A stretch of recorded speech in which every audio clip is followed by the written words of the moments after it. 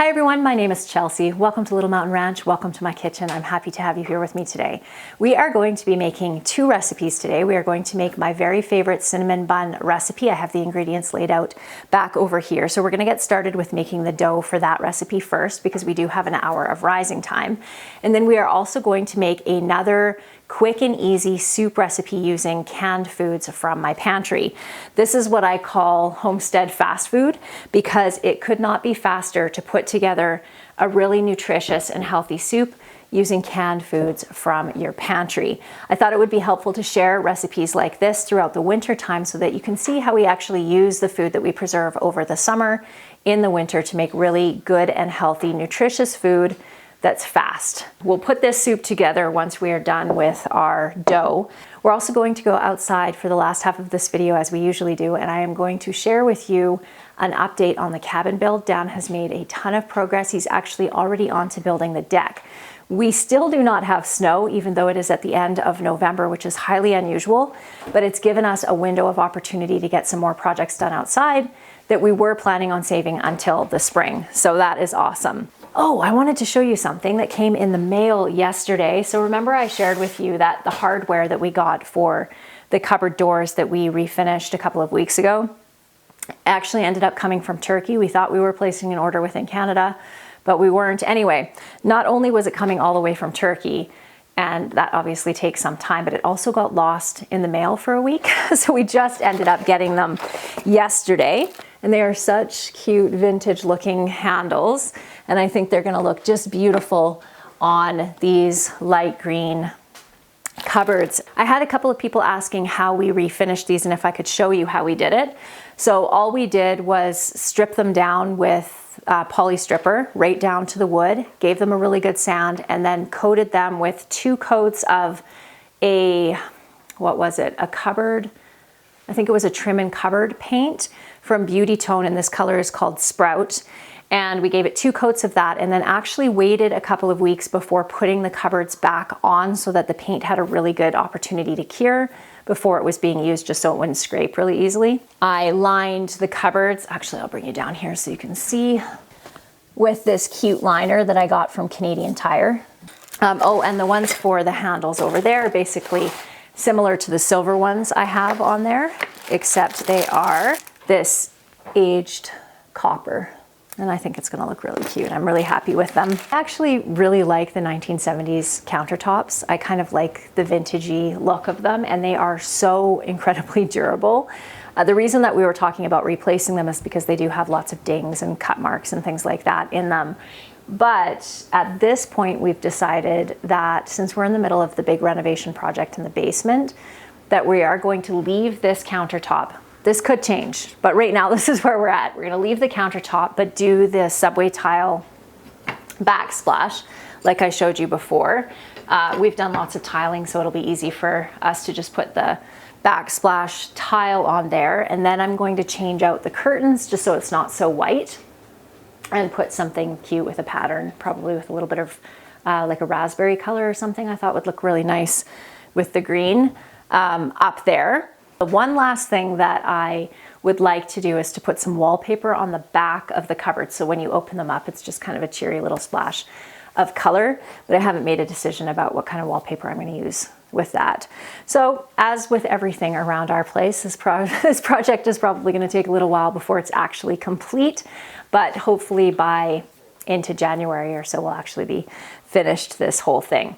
So let's get right into making these cinnamon buns because like I said, they do have rising time like most bread products do for at least an hour. So we'll get started with that. So 4 cups of all-purpose flour in my favorite measuring cup here, and 2 tablespoons of yeast. This recipe was gifted to me 25 years ago now by a friend of mine at the time whose name was Kim, and it is the absolute best recipe for cinnamon buns I have ever had.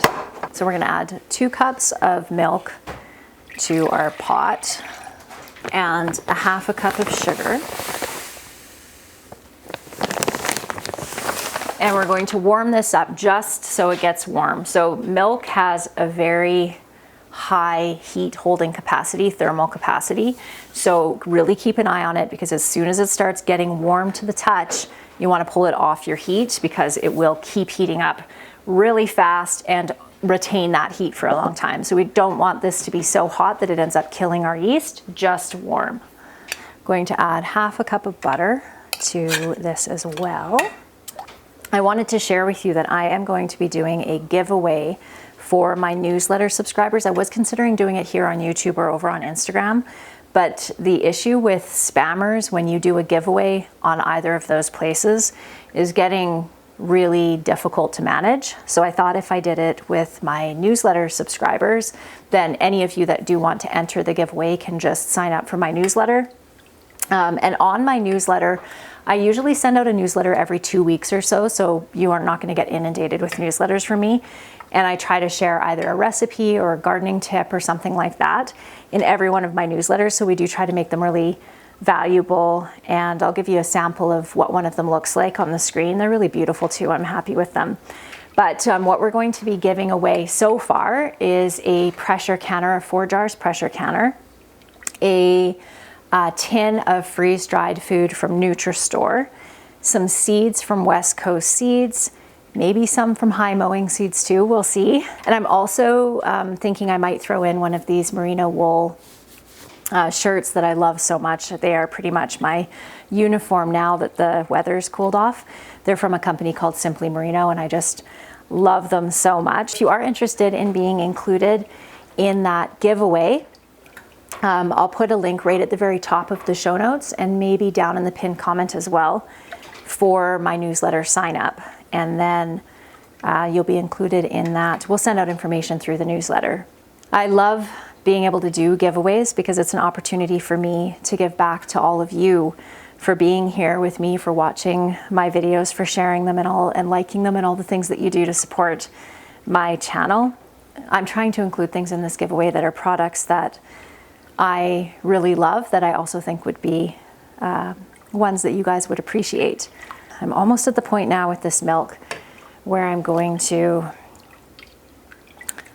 turn it off because it's starting to get to that almost warm point, but I also need it warm enough that it's actually going to melt the butter. So like I said, keep a close eye on it at this point. Oh, we're almost there, just about above body temperature. I think I'm going to turn the heat off at this point and just leave it on the element, because the element still does retain some heat.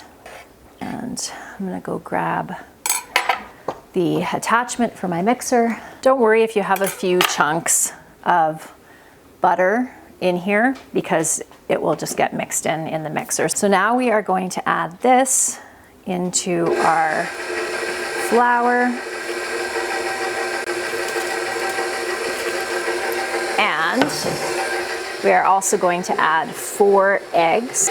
The type of flour that you're using can make a difference when it comes to the amount of liquid to flour ratio you need. So add your flour in around a cup at a time until it gets, I'll show you the consistency that I'm looking for here. And then once it's at the consistency I want, I'm going to knead it for 8 to 10 minutes or so. And like I say, every time I use a mixer for kneading, you want to half your time or so for kneading when you're using a mixer, just because it's a lot more efficient than most of us can knead with our hands. And you don't want to over knead your dough. I'm looking for a nice soft dough that's starting to pull away from the sides, but I am going to set my timer now.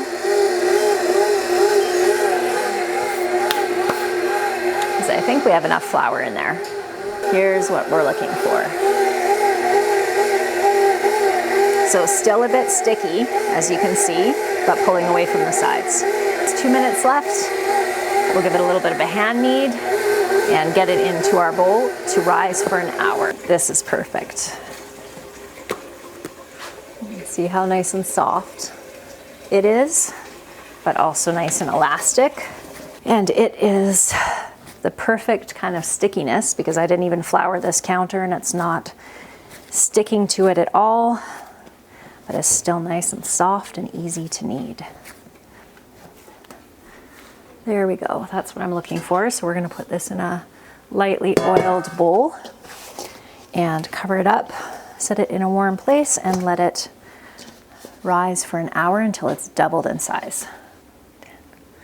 We have 11 quarts of ingredients over here. I might not use all 11 quarts, but I might and end up with a huge batch of soup. So we're going to make a hamburger vegetable soup. So I'm going to use a couple of jars of ground, pressure canned ground beef.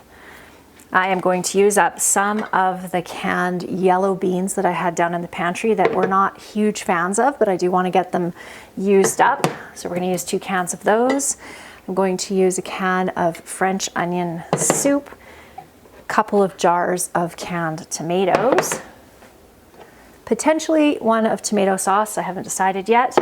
I have a couple of jars of canned tomatoes that I over blanch. So I blanch my tomatoes before I pressure can them. They were in that water for too long and are kind of mushy. So this will add a thickener to my soup, so make it a little bit creamier, and then the chunks of potato in there will add a little bit of chunky potato-ness to this soup. So first thing we're gonna do is turn our heat on. Going to grab our can opener here, and I know I'll add the 2 of ground beef. So I am going to just scoop off the fat off the top of that, and that's just going to go to my dogs.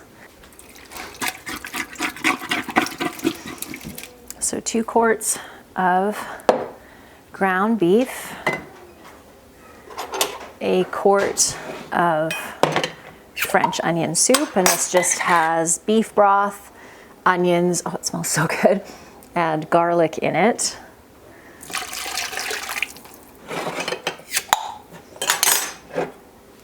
Canned whole tomatoes, or actually those are quartered tomatoes. I am going to drain the liquid out of these beans because I don't want to have too much broth in my soup. That's a lot of beans. I maybe should have only opened one up at a time. Let's just stir that in. So I think that I am not going to add that second quart of beans to this because that's a lot of beans, which means that these will have to be heated up and eaten with some butter and salt and pepper since I already have them open. I'll open our potatoes and add those. I cannot sing the praises of canned potatoes enough. They are so versatile. One of the things that we love to do with them is to drain them and rinse them off when they're not mushy like these ones, and put them into the oven and fry them up. So what I usually do, because they have a lot of moisture in them, is I put them in the oven on parchment paper without adding oil or anything, and then let them cook so that a lot of that liquid steams off, and then I add some oil and crisp them up, and they make the best baked or roasted potatoes, or like a hash brown type of thing to have with eggs ever. Really, really great. Super awesome consistency.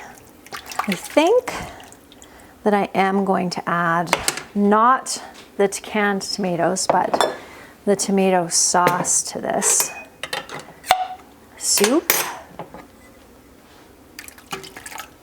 So we're gonna let that come up to a boil. I'm going to add some basil to that, some parsley, some pepper, and I'm going to let that come up to a boil before I add any more. I still have a couple of jars of potatoes over here I may add. See what I mean as far as fast food goes? Just opening up the jars, throwing them in. We'll taste them, and we may need to add some more seasonings, maybe some more potatoes or something like that to this soup, but it took me 5 minutes. I often get asked what I do with all of my jars when they're empty, and I just give them a really good wash. They go into a box and then down into a shed outside. I know there's lots of other people that can throughout the year, and I might do a few things throughout the winter, like meat, and beans. As I start to come close to running out of those, I may restock up. But for the most part, I'm a seasonal canner, and I can throughout the summer months and then into the autumn, and then I take a break over the winter time. So I don't refill my jars up. I know there's some people that, Jessica from Three Rivers Homestead, she likes to fill her jars as they empty. And I think that's awesome, but I really like the break from canning in the wintertime, so I don't do that. My jars just go into storage until the following year. I'm gonna get my kitchen cleaned back up again, and I forgot to set my timer for our dough, so let me just do that. So I'll be back with you when we're going to put the cinnamon buns together, and I'll show you what our soup is looking like. I'll give it a taste and see what else we need to add to it. It's a little cool in here, so the cinnamon bun dough is taking a little bit longer to double in bulk than usual, so I just set the timer for another 30 minutes and stuck it in the oven on the bread proof option because it's warmer in there. I added some vegetables, just some frozen veggies, to the soup, and now I'm gonna give it a little taste. It's too salty. So it's not the best soup I've ever made, to be perfectly honest. It's not the worst soup I've ever made either, but it's not the best, and it is too salty. I'm not sure how that happened since I didn't actually add any added salt to it. Maybe I over-salted the French onion soup or the tomatoes, possibly, because it is very salty. So I think what I'm going to do is boil up some macaroni to add. I won't add that to the soup. I rarely add pasta directly to my soups, especially if I'm going to have leftovers, because the pasta tends to swell up and become mushy when it's reheated. So I just make a little pot of pasta separately and then just add it to each bowl, and that will help to counteract the saltiness a little bit. There's lots of other tricks that you can do to counteract saltiness in soup. You can actually add an acid to it, which apparently tricks your tongue a little bit into tasting more an acidic flavor rather than a salty flavor. You can add a raw potato in it, and that will absorb some of the salt from the soup, but I think I'm just gonna go with pasta for today. And I also have some bread that I made up yesterday that we'll also have with some bread and butter with this soup as well. One of the other things that I decided to do with the cinnamon buns is I'm going to make half of them with some of that chunky apple butter that I made, because I think that would be really good. It was actually my oldest daughter's idea. She was talking about how she and her friends were going to make cinnamon buns this week, and one of them had suggested using apple pie filling, and then that triggered the idea to use the apple butter. And then I'll do half of them like traditional cinnamon buns. Okay, so our water's boiling here. I'm just gonna add a little bit of macaroni.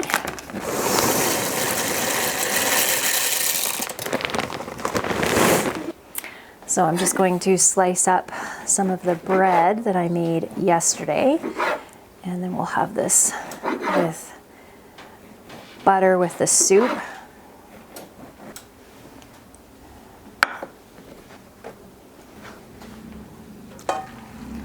So some pasta in the bowl, and some hamburger soup on top of that.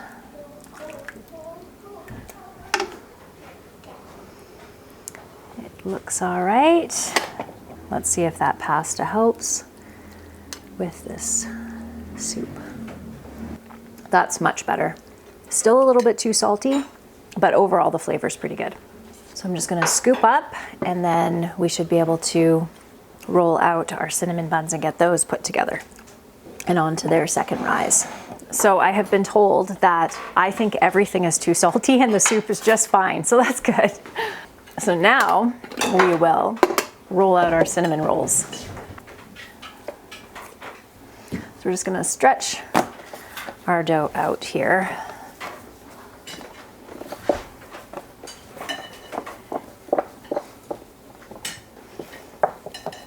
And then go grab a rolling pin and roll that out. You like it? Yeah. Oh, good. I'm glad you guys like it. That's great. Glad. Your taste buds are just so sensitive to salt. Yeah, it's true. They are. Okay. There's our cinnamon bun part, the bun part of the cinnamon bun. So this is the apple butter that I'm going to use on half of this.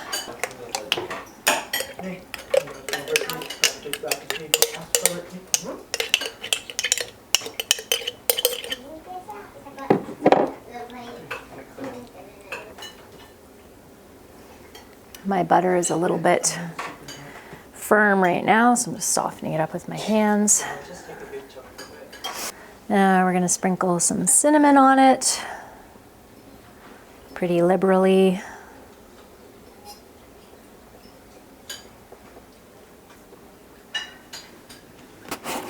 And brown sugar.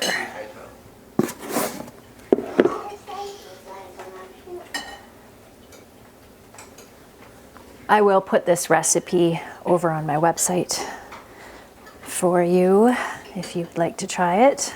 Okay, now we're going to roll.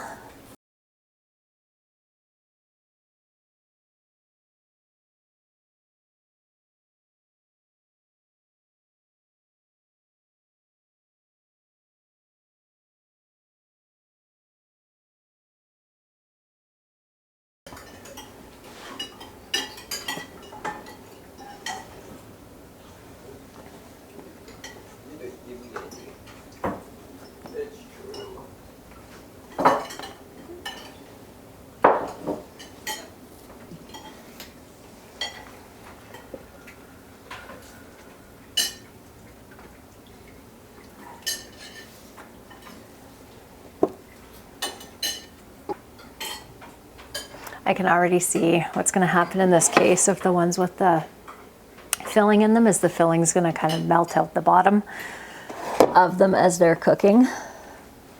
So I'm sure they'll taste fine, but probably not the best idea. What would work is to make a cinnamon bun and then top them with some of that apple filling in the last few minutes of baking time.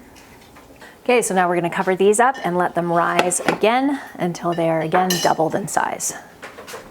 While these are rising, we are going to head outside and I'll catch you up on the cabin build. It is 0 degrees, which is around 30 degrees Fahrenheit, and nice and warm for this time of year. Still have no snow, which is absolutely fantastic. It makes life on a farm a lot easier when there's no snow. So we're gonna go up and check out the cabin. Do you set up your Christmas tree if you're in the US right after your Thanksgiving? I know in Canada we have our Thanksgiving in the second week of October, so we usually don't. Although I do know some people that do. We wait and do our Christmas tree until the first week of December. So this coming up weekend, we're gonna go get our tree, start making things festive around here. Oh my gosh, look at this. Dan has the deck started on the cabin. That's so awesome. And check this out. Oh, here he comes. He has the roof almost entirely done. It looks so good, hun. I love it. Yeah, it is coming. It's looking fantastic. Like I said, that's the house down there. And we put the same shingles on the cabin as on the house so that it matches, and we'll do the same thing with the old cabin that we're refurbishing down there so that they all match. I love the black and the, what kind of wood is that again? Yeah, I love the spruce and the black. I think it looks really good. So all the fascia boards he did black, and then the decking for the deck is this wood here. It's gonna look really good. Oh, that looks really nice. Yeah, I like the contrast too. Fantastic. Definitely gonna have to adjust this deck in the spring though. Oh, like because the ground's frozen. Dan wanted to get this deck on because we have this little window of no snow still before he puts the flooring on in the house, because we can do all the work that's that goes on inside the cabin, of course, even when there's snow on the ground. But we have to get the softening done. Softening? Like, yeah. Yep. And then we'll just wait and stain it all in the spring. This black before I screw it on. It looks really good. So the plan with the deck is we're going to have it wrap around this side so that the barbecue... Are you going to do an overhang on this side, do you think? Not right now. Not maybe in the spring. But we'll have the barbecue set up there. And then a nice sized deck so that we can have two Adirondack chairs sitting on the deck so that people that are staying can enjoy the view. It really looks fantastic. You've done an awesome job on this. Yeah, the kids said it was fantastic. If you want to have, you can come have some soup. Okay. Charger on the tractor now. Okay, sounds good. Dan's gonna come in and have some lunch, and we're heading down now to get those cinnamon buns popped into the oven. And I found some cream cheese in my fridge, so I'm going to make a cream cheese frosting to go on them. I am in the mood for a nice gooey cinnamon bun. I mean, I'm always in the mood for a nice gooey cinnamon bun. All right, friends, I'm really excited about this. Cinnamon buns, and they've obviously cooled down quite a bit. And then our apple butter buns, and I did make a caramel sauce and poured that over top. And then over here, some simple cream cheese frosting, so just cream cheese, vanilla, a little bit of whipping cream, and some icing sugar. Okay, so one of our apple butter buns. So I'm gonna try a little bit of this without the cream cheese frosting because it has the caramel on it. That's really good. And I don't know if you can see this, but the apple butter didn't actually all fall out of it. A little bit did, kind of on the bottom, but it just caramelized and is really yummy. But this is delicious. Okay, now let's grab a cinnamon bun roll. So absolutely delicious. I'm not a huge dessert person, but cinnamon rolls, absolutely divine. So rather than put the icing on all of these, because they're quite warm and it's gonna melt into them, I'm just gonna scoop them up so that we can all enjoy them while they're warm, and then I'll just put a little smear of the icing on the top of each one. And I actually think the icing would probably taste really good with this, but I also have, you see all that caramel sauce that's in the bottom of that? A lot of caramel sauce on there as well. All right, friends, that is it for today's video. I hope that you enjoyed it, and I look forward to seeing you next time. Bye.